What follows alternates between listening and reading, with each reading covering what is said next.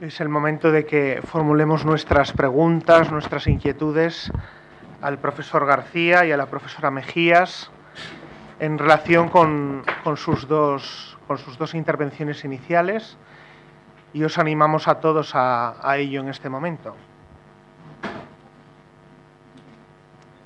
La profesora González Hernando.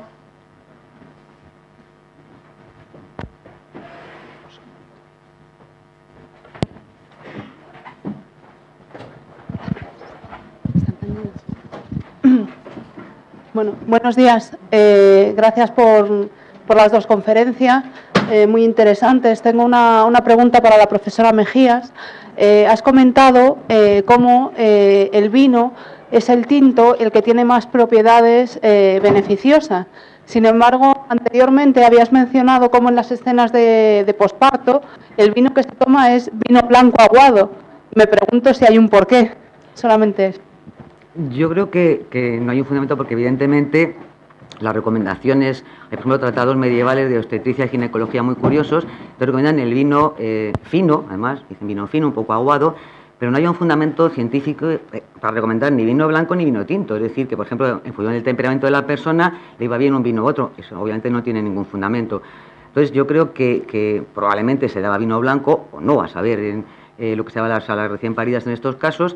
Pero lo que sí que es cierto es que el vino tinto es el que tiene más propiedades beneficiosas a este nivel que he comentado, porque el vino, los polifenoles del vino fundamentalmente derivan de los ollejos, ¿no? Están en los ollejos, y lógicamente el vino tinto, pues cuando se prensa la uva y se extraen de los ollejos la mayor cantidad posible de compuestos para que aporten el color, se llevan los polifenoles, cosa que no ocurre con el vino blanco.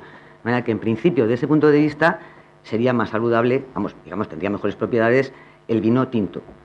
Antes lo que se tomase, pues bueno, pues sería un poco, yo creo que casi más, en fin, que todo el vino es nutritivo, por así decir, pero en cuanto a propiedades beneficiosas es más el tinto, es lo que se comenta hoy en día.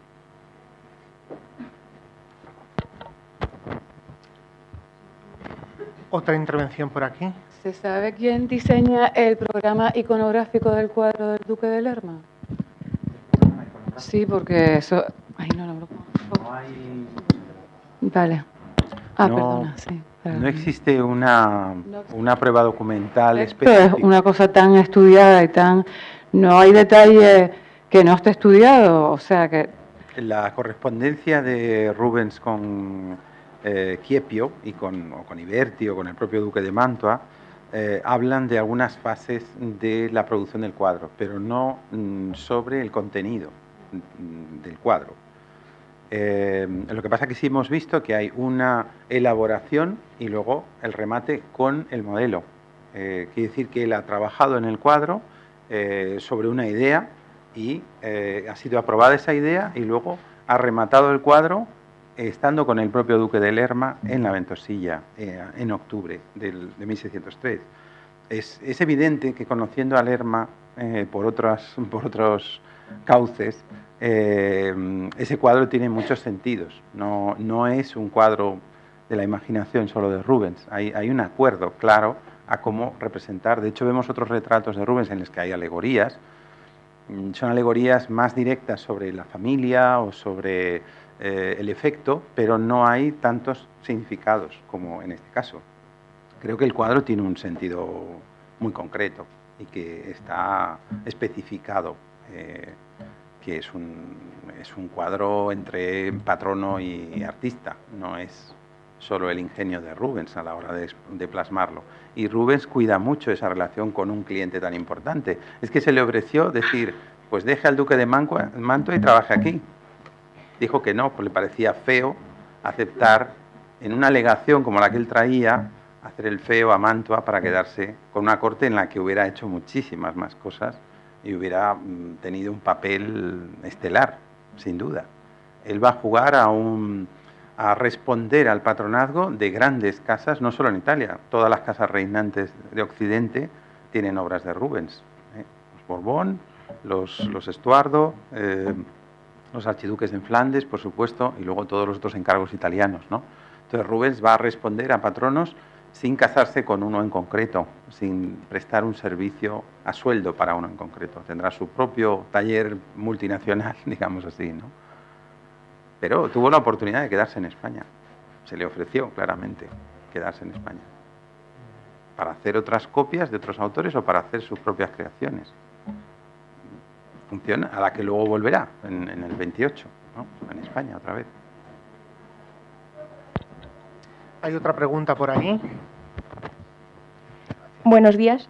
Primero quería preguntarle sobre la importancia del caballo en las obras, que me ha chocado mucho que simplemente estamos observando en las representaciones del Duque de Lerma el caballo tordo, pero ¿qué significa el caballo y otros colores que tienen otras obras? Porque hemos visto también representaciones marrón y en otros tonos.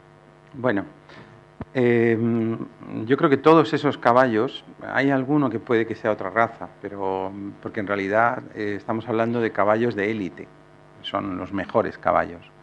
Castilla es una exportadora de caballos de lujo, son bienes prohibidos de exportación, hay que tener licencia especial para sacarlos de España, de Castilla en concreto. Así que si uno quiere caballos en Valencia necesita pedir licencias a Castilla. Hay una frontera y hay que pedir permiso para sacarlos. Son bienes de alta representación, hoy diríamos coches de gama alta, muy alta, súper lujo. Son además frágiles, se pueden romper una pierna o torcer y no valen nada.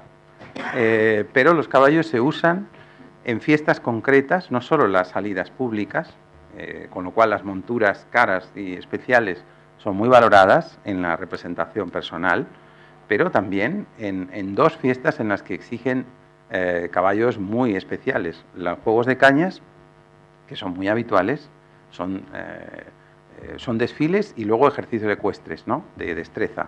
Y luego los toros. Y ahí hay caballos que para rejoneo, que uno dice, bueno, son otro tipo de caballos, no son para lucirlos, pero son caballos con destrezas. Y estos caballos hay que ejercitarlos. Son caballos lusitanos normalmente, como hoy en día, pero también andaluces. Entonces, estos caballos que vemos, los pura raza españoles, los pelajes tipo de pura raza son el tordo y el alazán. Y son los dos que Rubens utiliza con más frecuencia en estos retratos. Los que hemos visto, todos los que hemos visto prácticamente son el mismo tipo de caballo. La Escuela Española de Equitación en Viena tiene los lipizanos, y los lipizanos son caballos mezcla andaluces con otras razas de la zona ya de la época romana, en esta zona de Eslovenia. Pero hay muchos cruces y muchos regalos que frecuentan de la casa española a la rama austríaca. Y entonces esas caballerizas van a tener grandes palacios para alojar a estos caballos. La construcción de los establos y las caballerizas son una necesidad en los palacios y se crean lugares específicos para conservar estos bienes de lujo, como hoy diríamos las cocheras de los coches más de superlujo, ¿no? Pues aquí existe la misma tendencia. En el 16 en adelante las caballerizas están abajo y arriba están las colecciones de pinturas, de esculturas, las grandes colecciones de objetos preciosos, las Kunstkammer. Están en el mismo edificio. Así que los coches, los caballos y las joyas están en el mismo edificio, ¿no? Como colección, como representación, ¿no? Así que es muy importante hacerse un retrato ecuestre, representar todo eso. Muchas gracias. Hay una cuestión allí al fondo, por favor.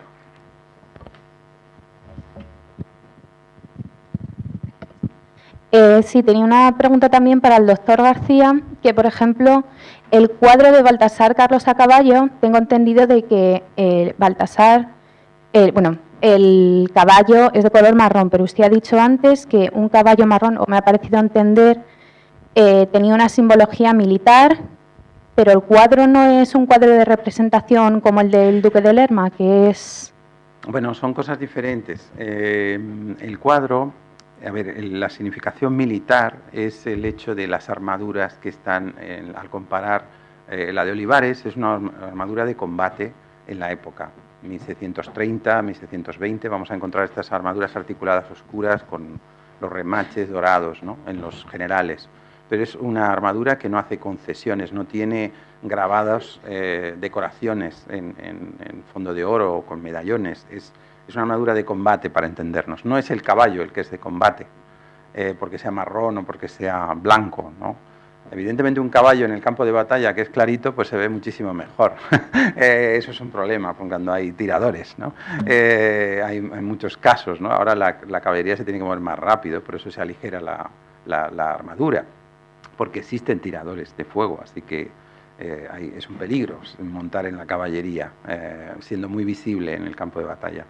Pero el hecho de que los caballos que aparezcan con los príncipes son caballos que expresan que el príncipe está acostumbrándose a la doma, a el control de un animal. Uno cuando monta a caballo, lo primero que tiene que intentar es controlar al animal. Es lo primero que se le va a enseñar.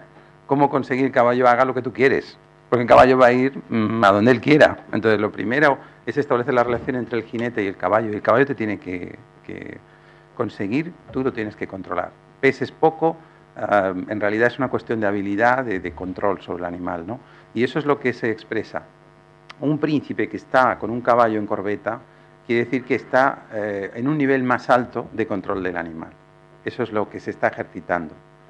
El caballo para la doma puede tener otros colores, ser de otras razas. Hay otras razas que están en las caballerizas españolas, ¿no? Las napolitanas, los lusitanos, caballos con distintas características y son todos puras razas y muy buenos caballos. Lo que pasa es que aquí estos retratos, que considero retratos de Estado, en el caso del valido y del rey, son retratos en los que la pura raza española representa a la propia monarquía, representa a España ese caballo, al pueblo español o a la nación española. Es típico en la representación de los pueblos utilizar el caballo como representación de la libertad y que el pueblo necesita el control, si no se desmanda. Entonces, esta sería la idea del Estado, del control, del poder, el ejercicio del poder, las riendas del poder. Entonces, esta es la alegoría que se utiliza constantemente. Gracias. Otra palabra por aquí.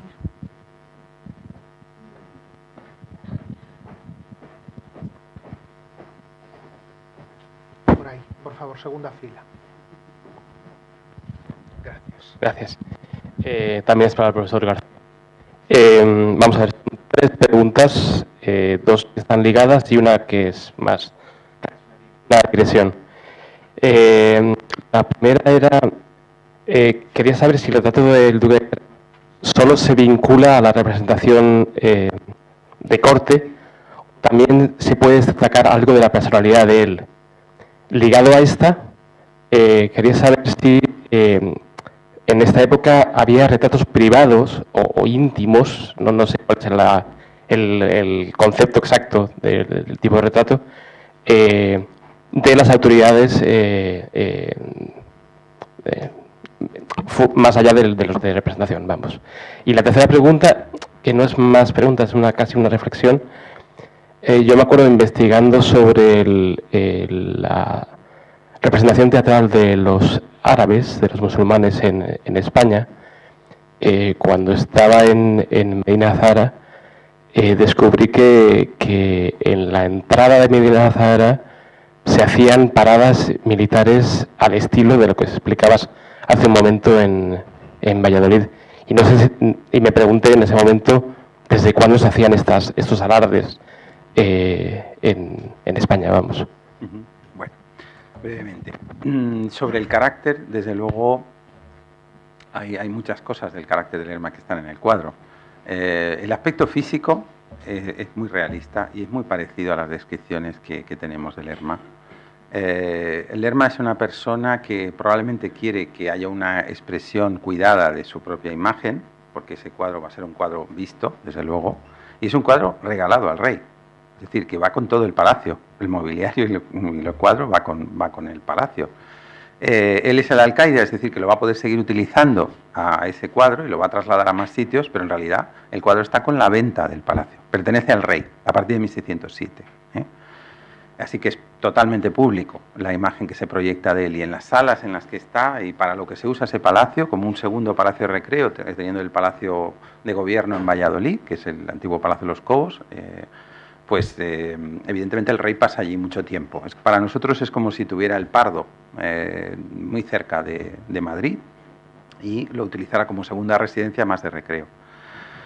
El hecho de que la otra pregunta era sobre cómo si había retratos privados.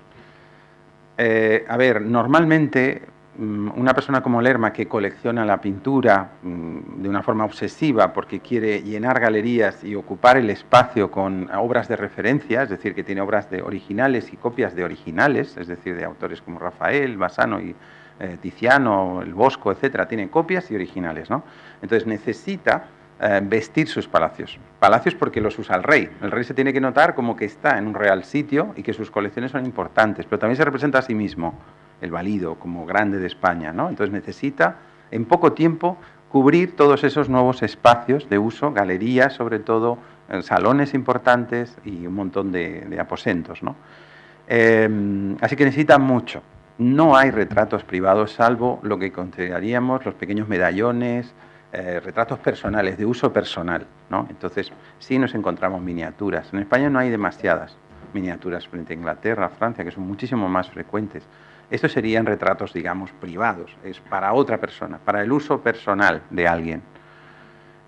Sí que nos encontramos algunos retratos que están ligados a algunos manuscritos que se regalaron y podríamos encontrar alguna representación. No es el caso de Lerma, de un retrato en una obra que se regala para un uso personal muy restringido, muy poca copia, muy pocos originales.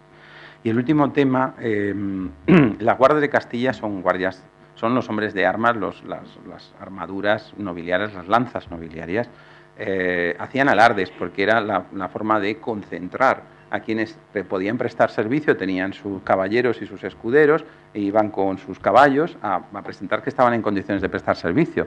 Pero estos se llamaban alardes, reseñas, también lo utilizan, muestras, ¿no? Son medievales, todos son medievales, están ligados a las campañas de reconquista, a los conflictos también entre la nobleza o conflictos internos entre los reinos. Entonces se hacían estos alardes, ¿no? Aquí es un ejercicio porque, ya digo, está instituido en 1603, en junio, una ordenanza para restaurar, recuperar y dotar adecuadamente a una caballería efectiva del reino. Son como las gendarmería en Francia o en los Países Bajos, o en Italia el batallón de Nápoles, es también las lanzas que pagan la nobleza frente a las milicias urbanas, pues son las de la nobleza, y es caballería pesada. Se siguen empleando en las guerras, en la conquista de Portugal, en San Quintín, incluso hay caballería nobiliaria en Flandes, son unidades de combate reales, de caballería de lanceros, como la que vemos en ejercicio aquí, pero quieren que sea efectiva, no que cada uno tenga, la lanza, la armadura es tal, no, estandarizada, lo más estandarizada posible. Por eso se habla de capitanes, compañías, 2 compañías de arcabuceros de complemento, que son los que aportan una novedad técnica de fuego a esta caballería pesada medieval.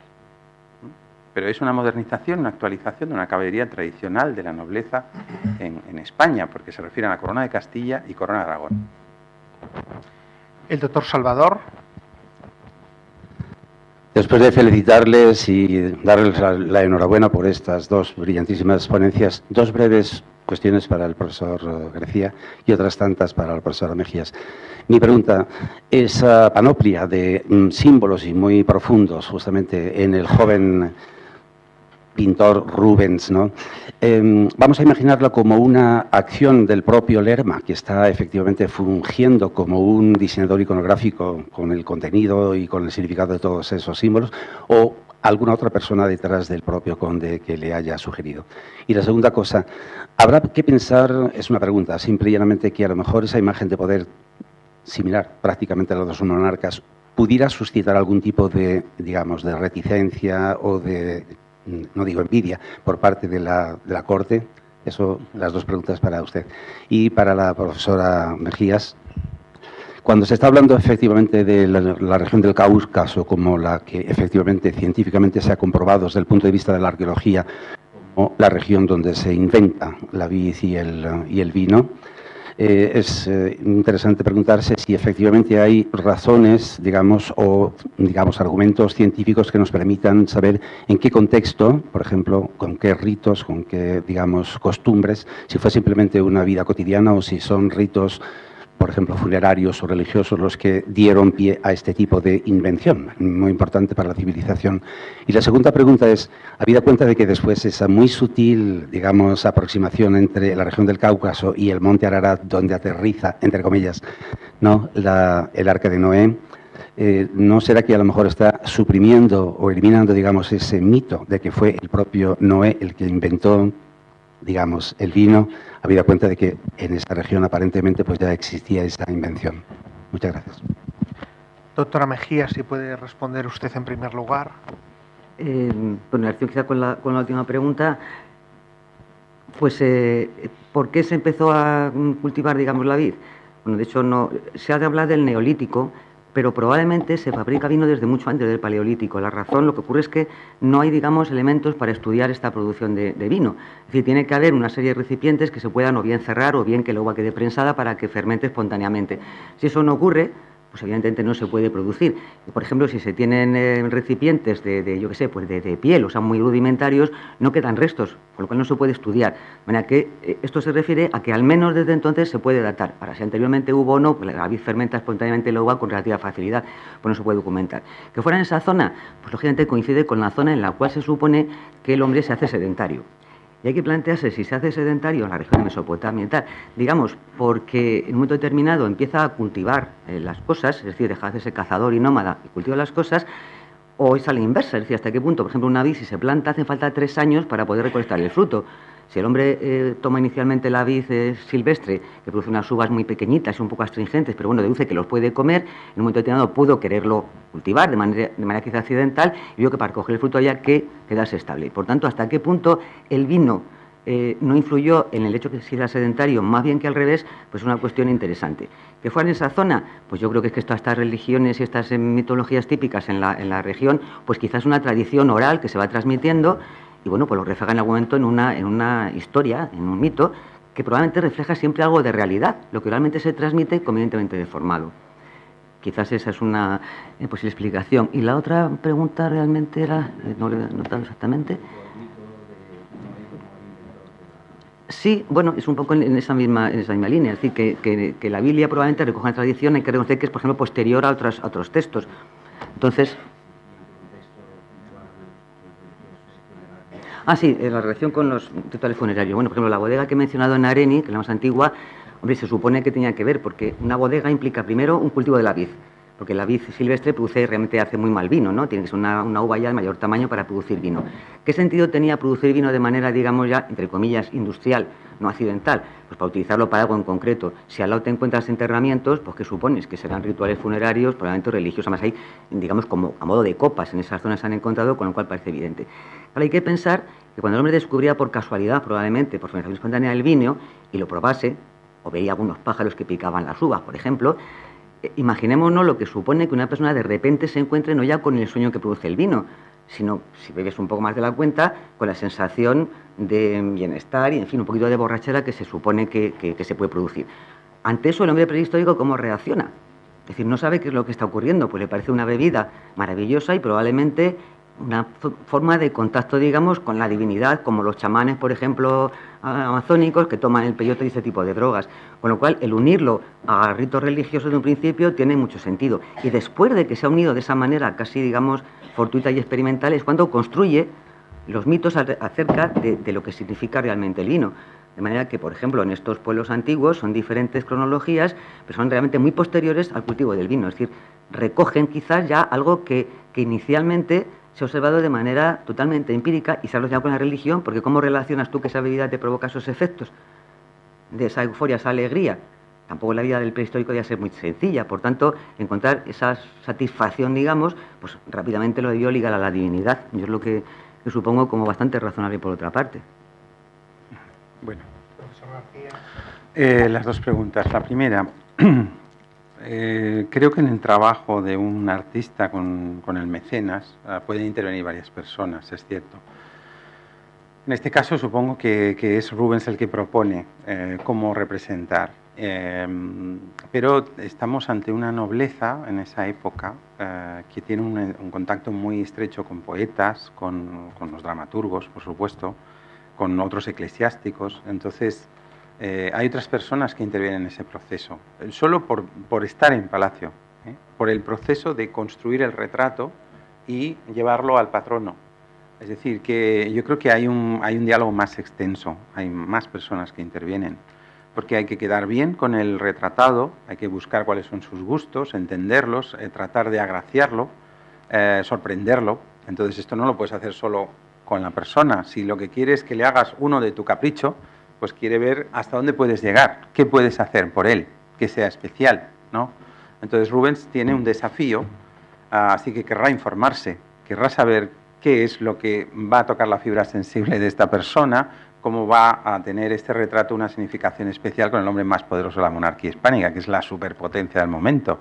Entonces, es abrir muchas puertas, así que creo que hay un poco de los elementos de relación entre retratado y artista, pero hay otras personas, es una corte plural, hay muchos actores en esta corte.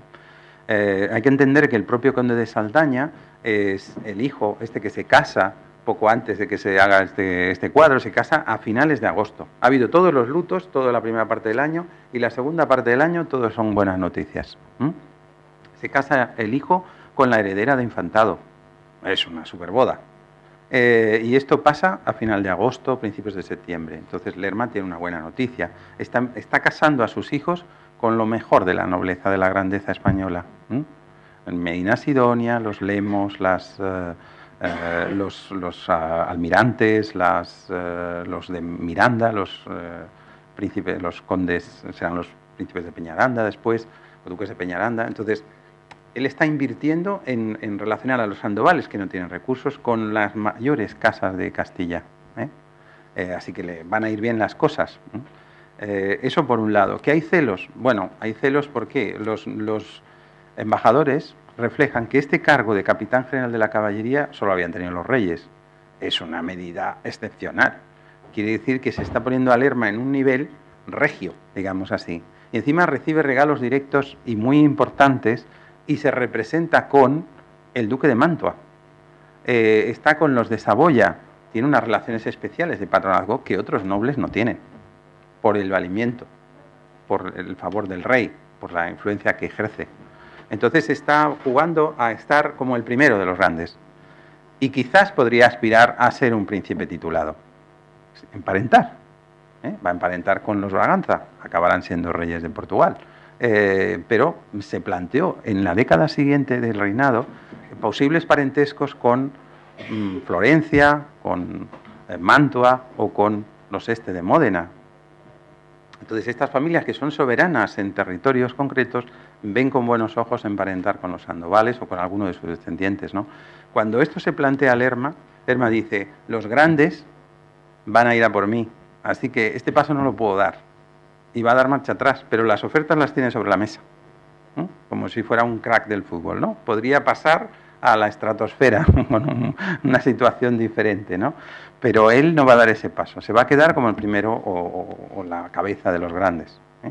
Y este es un ejemplo, digamos. Puede aspirar a una situación totalmente excepcional y mantenerla, pero tratará de mostrarse siempre como que es el primero de los caballeros, como el primero de los grandes, que no va a dar otro paso más allá. Y que esto se hace siempre con el consentimiento de un rey que tiene la misma edad que Rubens, 25 años en este momento. Es decir, es muy joven y es un rey que necesita ese apoyo continuo en el favorito, que es como si fuera su padre, en la relación generacional, el padre que ya no tiene. Bueno. ¿Alguna cuestión más que se quiera plantear? ¿Nada más? ¿Puedo una única pregunta? Sí, por supuesto, profesora Mejía. Es una curiosidad. Digamos, es el reverso del momento de esplendor del duque de Lerma. Según tengo entendido, a su favorito, a Rodrigo de Calderón, le ajusticiaron cuando llegó Felipe IV al poder por corrupción, ¿no?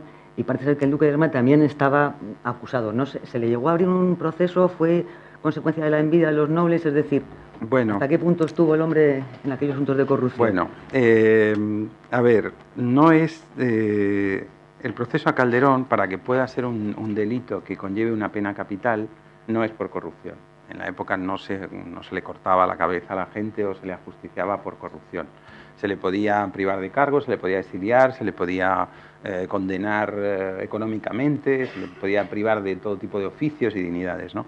Pero si morían en la cárcel era porque estaba el proceso en marcha, como le pasa a Franqueza y a otros que mueren en prisión.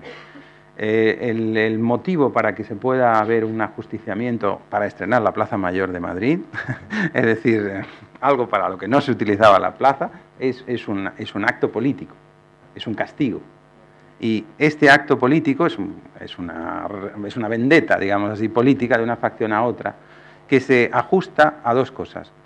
Que mandó matar a una persona, cosa que era muy frecuente, y que lo hacían muchos nobles y otros que no eran nobles, bueno, se probó que había ordenado que mataran a alguien, ¿de acuerdo? Un delito de sangre, pero era un noble, reconocido como tal, caballero de orden militar, debería haber sido tratado con muchas más consideraciones en su proceso, ¿no? Entonces, se le juzgó porque podría haber envenenado a la reina y haber muerto la reina envenenado para que desapareciera del entorno del rey, ¿no? Esto se intentó probar y no se llegó a probar. La reina murió de sobreparto, murió de una infección posparto. Quizá el vino no les funcionó. En este caso, cambió de vino al blanco, dejó el de la Ribera de Duero, que era el que tendría que haber tomado, porque con Lerma y los vallisoletanos, porque es vallisoletano todo este poder, pues debería de haberle funcionado, ¿no? No, es que la sangría será muy mala cosa. Pues es una joven que empieza a parir con 17 años y va a tener partos hasta que se muera. Es decir, va a estar embarazada sí o no, y los periodos intergenésicos básicos, o perderá el niño o vivirá el niño, pero estará embarazada la mayor parte de los años que vivió en España, ¿no? Es decir, del año 99 hasta el año 11 que muere, va a pasar por 7, 8 partos prácticamente, ¿no? Con sus circunstancias, ¿no? Le viven bastante de los hijos, ¿no? Afortunadamente, pero es una mujer con una vida muy comprometida, digamos, en esa situación. Por corrupción a Lerma, sí que hay unos procesos que ya se inician justo a final de Felipe III y son procesos sobre unas mercedes. Y entonces esos procesos se ponen en activo especialmente cuando muere Felipe III en marzo de 1621, pues a principios de abril se abren todos los procesos de forma directa, con chumacero, a varias personas. Y a Lerma por una serie de mercedes, que eran las tratas de Sicilia, como las había recolocado en unas rentas más fijas. Y se las había apropiado a esa concesión, la había hecho fija y mucho más segura, de unas licencias de exportación a unas rentas seguras, ¿no? Bueno, entonces empieza un proceso y se revisan todas las mercedes que ha recibido Lerma y hay un proceso de justificación de todas y cada una de ellas. Al final, el proceso carece un poco de sentido porque todas esas mercedes han sido consensuadas y autorizadas siempre por el rey, y además súper formalmente, con lo cual se han consolidado. Entonces se puede decir, bueno, es que engañaba al rey continuamente, pero es que tenía tantos medios para que alguien hubiera denunciado eso, que a posteriori, cuando se ha muerto el rey, ahora hay que revisar todas esas mercedes, ¿no? Entonces Lerma ya se había cuidado que los abogados, hoy en día abogados, diríamos hasta abogados del Estado, porque eran abogados del Estado los que eran sus propios abogados, ya garantizaron que esas condiciones estuvieran formalmente concedidas y revisadas y autorizadas, ¿no? Entonces, era poner en duda que todo lo que el rey le había dado, no se lo había dado queriendo. Había sido por engaño. Entonces lo que ponías en duda era él como rey. El hijo, poner en duda al padre todo el tiempo. Es un rey inútil. Así que esto era un paso muy complicado. Paró el proceso la condición cardenalicia del duque de Lerma. Es que además era cardenal de Roma desde el año 18. Así que era intocable. No se podía justiciar a un cardenal así, sin una razón muy solvente y por corrupción. Esto no era un motivo para ningún cardenal, ha sido un motivo. Le puedes apartar un poquito, pero desde luego no vas a ir a por él. Bueno, gracias. Llevamos ya un poco de retraso, no pasa nada porque lo recuperaremos en la segunda sesión, lo que quiere decir que tenemos media hora de receso y nos vemos, por tanto, a la 1:10, ¿de acuerdo? Muchas gracias a todos.